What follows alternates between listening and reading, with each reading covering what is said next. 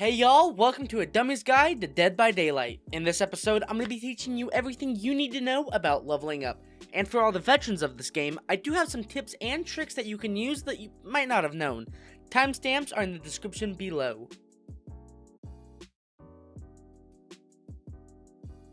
So if you're new to this game, one important thing that you're going to want to know is how the Bloodweb works. And with the Bloodweb, what you must do is spend your blood points gained in each trial to level up a specific character from level 1 to level 50, progressively getting more and more expensive until you hit level 50. Once you hit level 50, you do have the ability to prestige your character, but before we talk about level 50, let's find out what you're able to buy.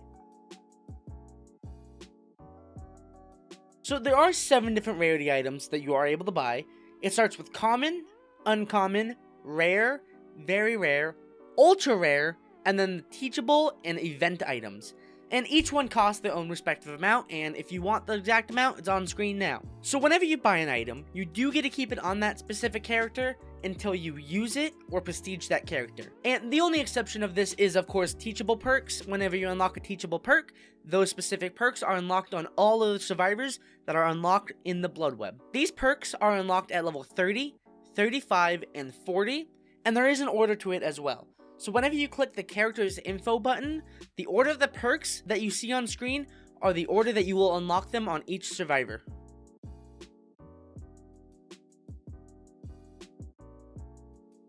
So for the Bloodweb, it's not entirely random. There is a lot of randomness to it, but it does kind of stay consistent per level as well. So like at levels 1 through 9, you are only able to unlock one random perk, and during this time, you have to buy everything in the Bloodweb to get to the next level. But at level 10, you're given the choice of 2 different perks, and after unlocking one, the other one gets blocked off by the entity. And the entity keeps blocking off each individual item after you buy an item. So levels 11 through 14, same rules apply, but the entity will actually never block off the perk unless it's the last available option. At level 15, same rules apply from level 10. From level 16 through 19, the same rules apply from level 11 through 14, and so on. And on screen now is a chart in case you want to read over it. The only difference to that is going to be level 50.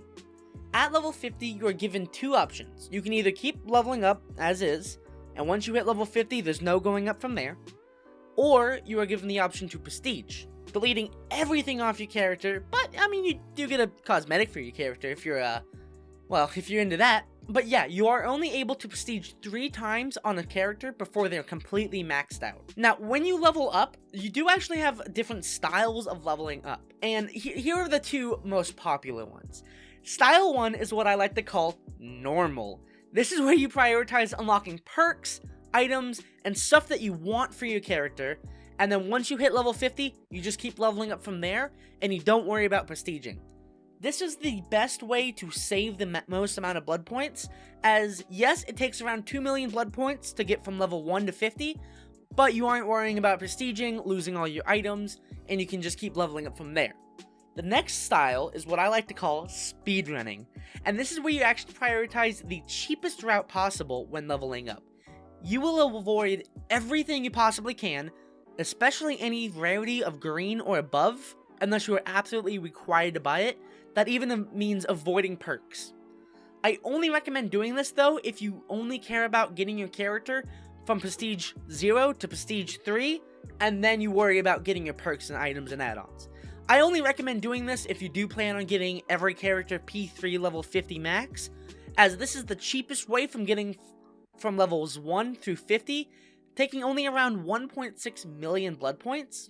So, I mean, it does save you about 400k blood points, so about like 40 matches. You might be asking, why do you want to prestige your character again? I mean, yeah, it's expensive, and if you go the cheapest route possible, it's an additional 6 million blood points wasted on just each character, on items and offerings you'll never use because you lose them after prestiging. And, I mean, of course there's 2 reasons. You have the bloodied skin reskin cosmetic, and if you don't know what it is, all it is just the base default skin, reskinned with a little bit of blood on it. And if you're doing it for the skin alone, I wouldn't recommend it, unless you're playing characters like Steve, Nancy, Demo, Freddy, Quentin. because those are the only characters that don't have any other cosmetics but their prestige cosmetic.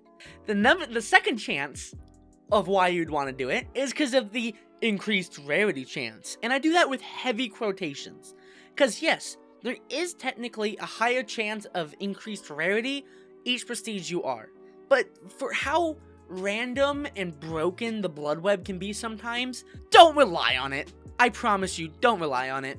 It's like an extra 30% if you're at P3 for green items. It's not worth it at that point. I promise you it's not. I mean, on screen now is the exact percentage, because, well, you won't notice it. You will never notice it, so no, don't do it for that. So if you are just prestiging for a specific reason, like you want a cosmetic, go for it. But if you're doing it for the percentage, don't go for it.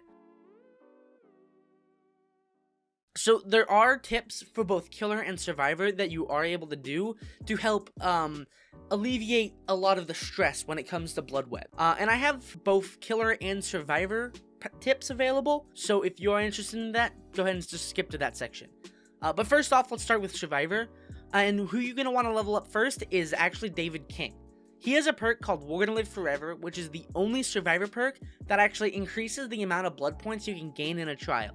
So if you hit 20,000 blood points, and you get 4 stacks of We're Gonna Live Forever, you actually get 40,000 blood points, up until 32,000 each. And this is the best way of doubling your progress speed of getting blood points. And I'm not going to get into the specifics of every perk for every character and who to get to what, because that'll be for a different video. But here's a rundown.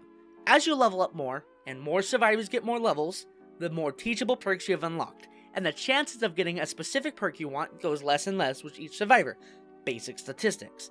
So, take for example, you first open up the game, you have 20 perks in the game, 20 plus the 3 survivor specific perks means 23 perks. So the odds of getting a perk that you want is a 1 in 23 chance. So if you only unlock We're Gonna Live Forever for your survivors, you have a 1 in 24 chance of getting it every single Bloodweb. Except for the ones that are 2 and then 4 and then... I mean, I'm not going to do the exact math because math is kind of hard, dude. But just know basic math. When it comes to rarities, though, just because something is a higher rarity doesn't mean it's good. Or it's probably outclassed by a quite cheaper option.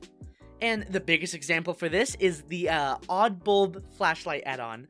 If you're new to this game, you're like, oh look, red add-on. It's good.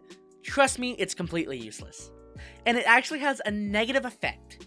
So basically, all it does is add like 0.4 second to the blind duration. I'm probably getting that math wrong, but it makes your flashlight run out 14% faster. It's not worth it. I promise you.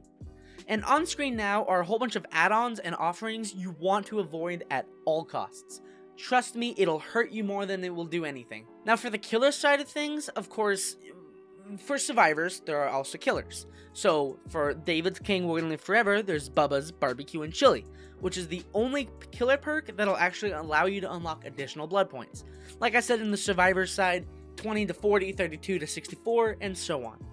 And although I'm not going to go into each specific character and what add-ons and all that, because that's for a whole separate video, here are the offerings that I recommend never getting.